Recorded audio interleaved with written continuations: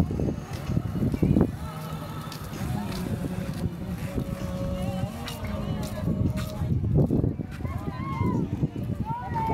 guys, balik naman tayo dito sa may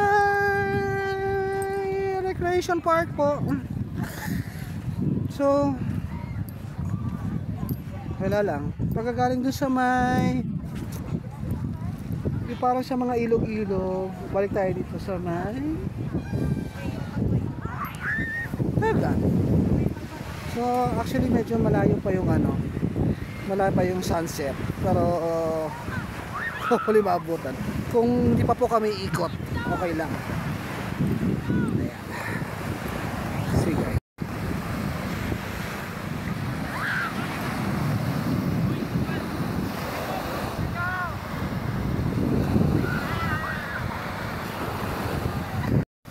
Ayan guys, sarap lang magtampisaw.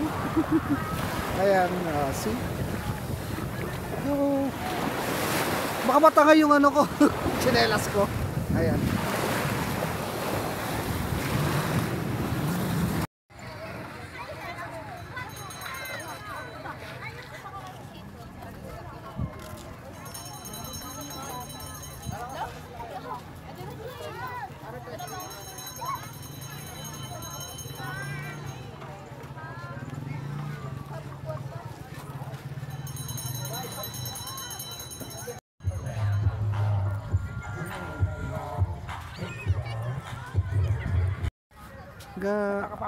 Teka, saan to?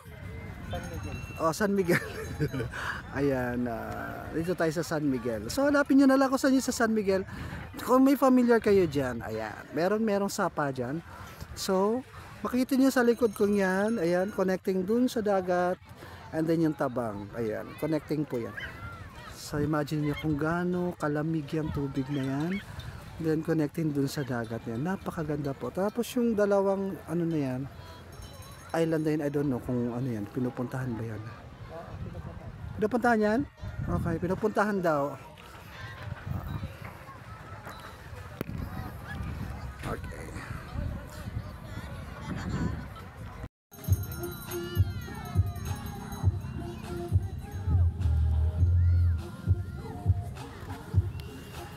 Kaya sakito yung paligid ko, makaganda po.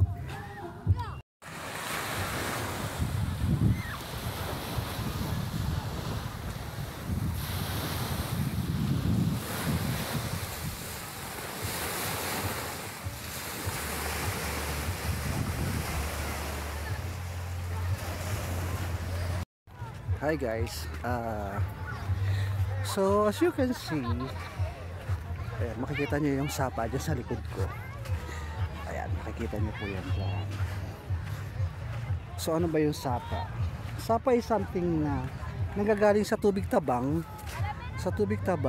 and then connecting dun sa tubig dagat. So once na nagsasalubong po yan, yan po yung ginagawang nagiging sapa. Ayan. So wag kayo mako-confuse diyan.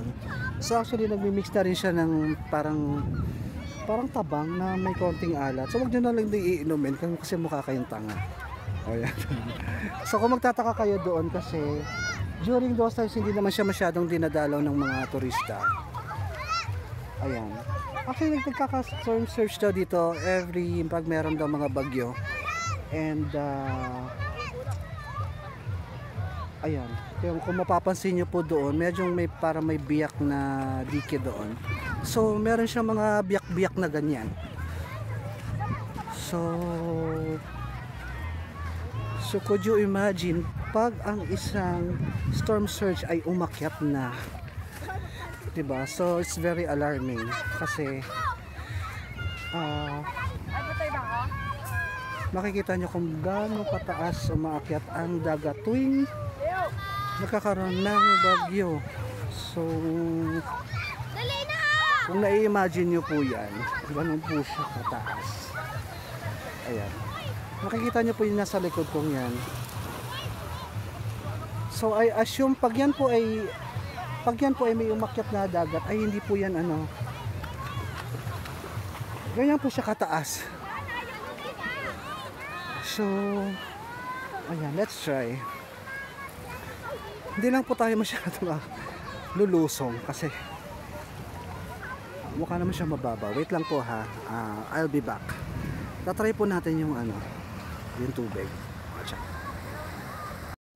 Okay, dito tayo. I-feel lang natin yung difference ng dagat at yung sapa. Oh, medyo mainit siya. Mainit. Malalim be? Mababaw lang? Oh, babaw lang. Okay. So, mapapansin nyo po yan, hindi siya, ayan, medyo basa na. It's okay. Ayan. So, mapifeel nyo po yung, ano, yung init lamig. Ayan, may bata sa likod ko. Ayan. Mapifeel nyo po yung, ano, yung init at lamig at nag-aagaw. Okay? So, ayan. Oh, nakalusob na po ako. Ayan. Okay. So pag yan ay tinalikod ko, ayan po siya. So ganyan po siya nagsasalubong. Weird, no? Siyempre ayaw ko lang siyang tikman. Pero ang nafe-feel ko po siya is, nafe-feel ko po yung current niya is palabas. So as you can see, parang palabas talaga siya. Palabas po yung tubig, hindi po siya palaob. Ayan. Ayan. Sige. Dahil dyan, lalabas muna ako. Guys, so dito sa San Miguel po ay nagkakaroon yata ng festival sila every May. So parang nagkakaroon sila ng Pusit Festival. So I don't know. Hindi ko pa na-experience yan and hopefully ma-experience natin yan sa May. Since ano pa naman ngayon? Wait lang. Wait lang. Kita kayo sinelas ko. So since ano pa naman siya, so March pa naman tayo ngayon. We still have 2 months more to go para ma-experience natin yung festival nila. So hopefully makabalik tayo and makita natin kung paano nila ginaganap yung Pusit Festival. So titingnan natin kung marami ba silang kinikater na luto about sa puset or paano ba? Paano na sineselebrate yung puset? I don't know.